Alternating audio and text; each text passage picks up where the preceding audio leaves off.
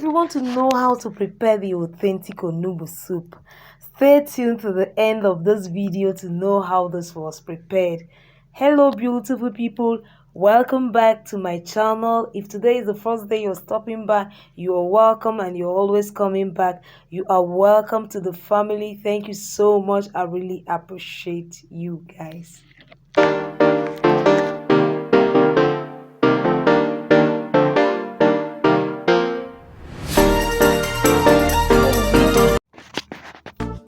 So for the ingredients for the onugbo soup, we need beef meat, cow skin, dried fish, stockfish, crayfish, cocoyam, which will be boiled and blended, kept for use later, well-washed bitter leaves, onugbo, Cameroon pepper, Ogiri. If you don't see the original one, please keep and look for a vendor that sells the original one. Seasoning cubes and salt to taste. So we start by boiling our meat. We're just going to be using pepper and salt with seasoning cubes to boil our meat. We're not going to be adding any onions. Onions are not needed in this soup. It spoils the flavor of the soup. So no need for the onions. I repeat, onions is not used for this soup.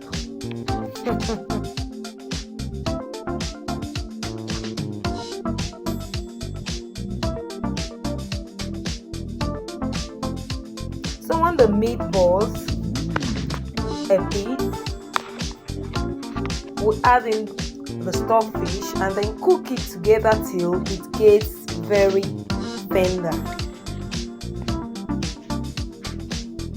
Please, we have to wash our bitter leaf very well. Make sure that you don't taste any bitter taste. You know, when you wash, continue testing it till it's neat, it tastes clean.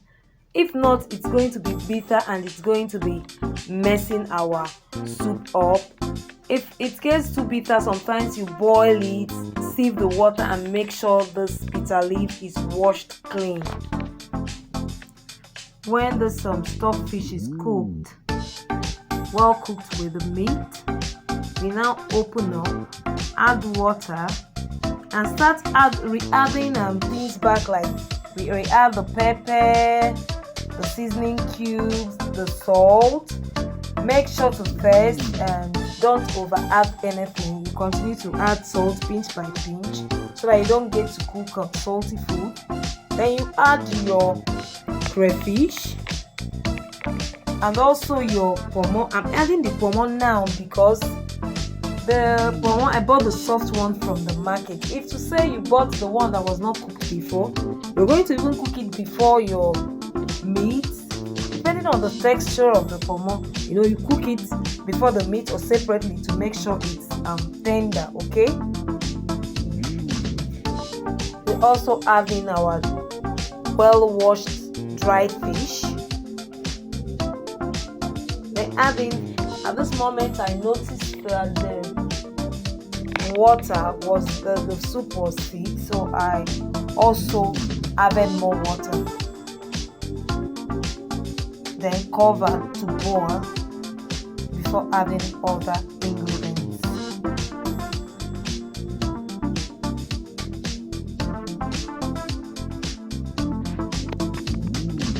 I also added back the remaining crayfish to this soup. The soup needs much crayfish to make it really tasty. So I also added salt.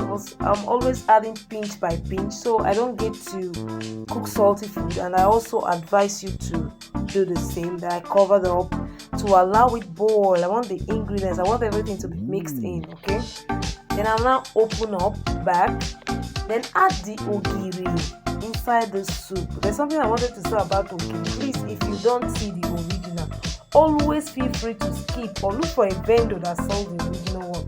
Because if you are putting the fake one in your soup, it's going to really mess you. We're also going to be adding oil. Sorry, I did not mention oil in the beginning of the video. That's why it's always advised to be checking the description box anytime you're watching any video on YouTube. So always try and check the description box for accurate ingredients and procedures. Okay, we continue to turn this soup. At this moment, we are not going to close the pot again. We're going to leave this pot open till this food is done. That's the rule. That's the rule of this soup. So that the soup don't get watery. I don't know how to explain it, but just open it up at this moment. Then start adding your cocoyam bit by bit while you check the consistency. The consistency we are looking for is not too thick and not watery. Okay, it's going to be in the between.